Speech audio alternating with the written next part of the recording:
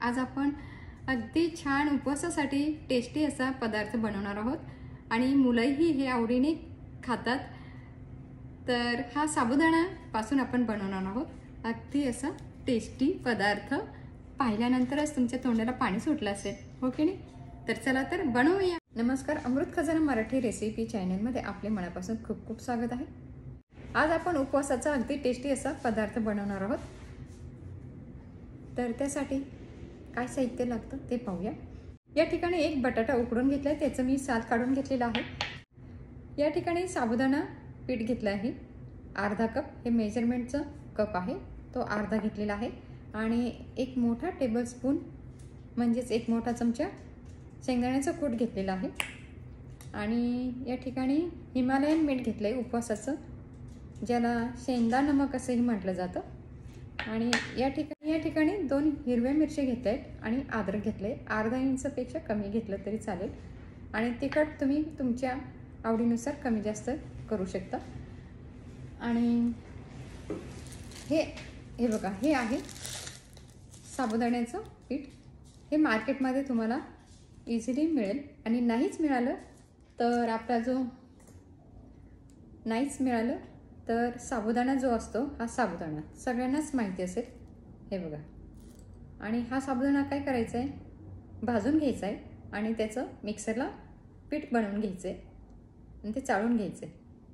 आणि ते तुम्ही वापरू शकता जर तुमच्याकडे साबुदाणा पीठ नसेल तर। प्रथम आपण हिरवी मिरची आणि अद्रक कुटून घेऊया। या ठिकाणी मी हा एक बाउल घेतलेला आहे, यात आपण आता हे साबुदाण्याचं पीठ घालूया आणि हा जो बटाटा आहे तो आपण किसून घालूया।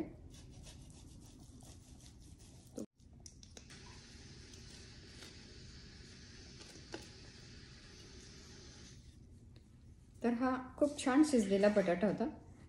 जर असा अगदी मऊ शिजला असेल तर तुम्ही तो हाताने पण कुचकरून घालू शकता, पण कठीण जर असेल तर त्याचे काही पीसेस त्यात राहणार आणि आपला जो पदार्थ आहे तो व्यवस्थित होणार नाही, म्हणून किसून घ्यायचे।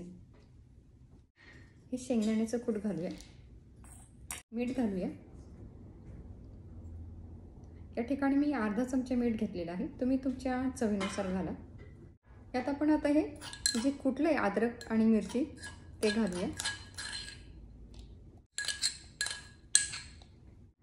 कोथिंबीर घालूया, ही पाववाटी। हे आता मळून घेऊया आपण।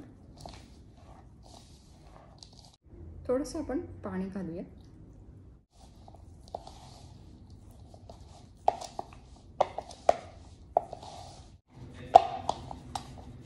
तर हे बघा, या ठिकाणी आपलं हे पीठ भिजवून झालेलं आहे।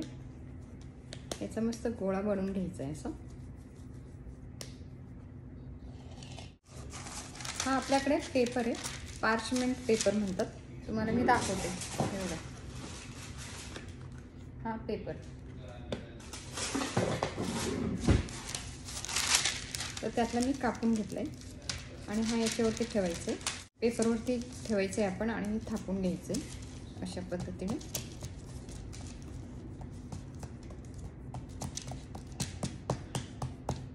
नंतर काय करायचं आहे, अजून एक पेपर ठेवायचा असं आणि हे लाटून काढायचं।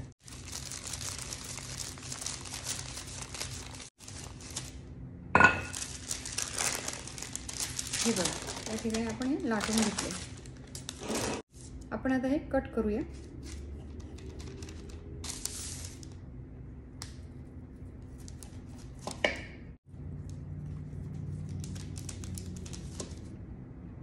तर हे बघा, हे असे आपण केले। नंतर परत आपण आता हे इथून असे करूया।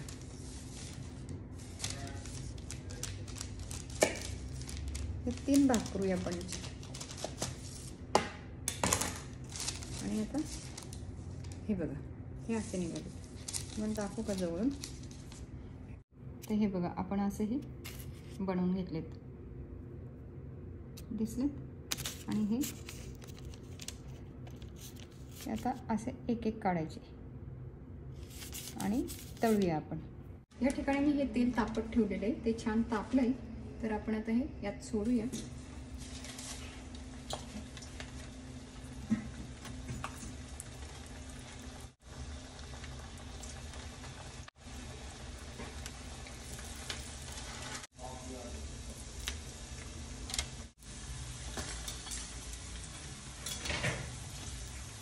हे अगदी क्रिस्पी आणि छान बनून तयार होतात.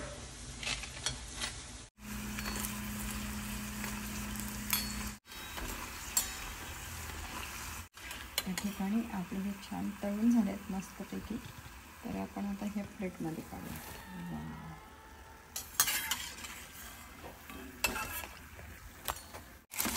चला त्याच पद्धतीने आपण उरलेले तळून घेऊया.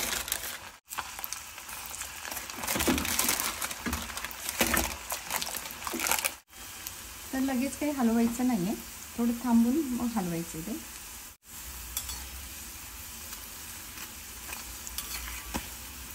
आणि खायला खूप टेस्टी लागतात. चला हे सुद्धा आपले तळून झाले छानपैकी, काढून घेऊया आपण. तर या ठिकाणी आपला हा फराळाचा मस्तपैकी पदार्थ बनवून तयार झालेला आहे. तो उपवासाला तुम्ही हा नक्की बनवा आणि इतर दिवशीही तुम्ही हा बनवून खाऊ शकता. तर हे साबुदाण्याचे बाईट्स नक्की बनवा. तर नक्की बनवा, हे अगदी छान लागतात, टेस्टी लागतात. तर उपवासाला तुम्ही नक्की बनवून बघा. तर भेटूया पुन्हा अशाच नवीन रेसिपीसोबत. तोपर्यंत आनंदात राहा, निरोगी राहा. धन्यवाद.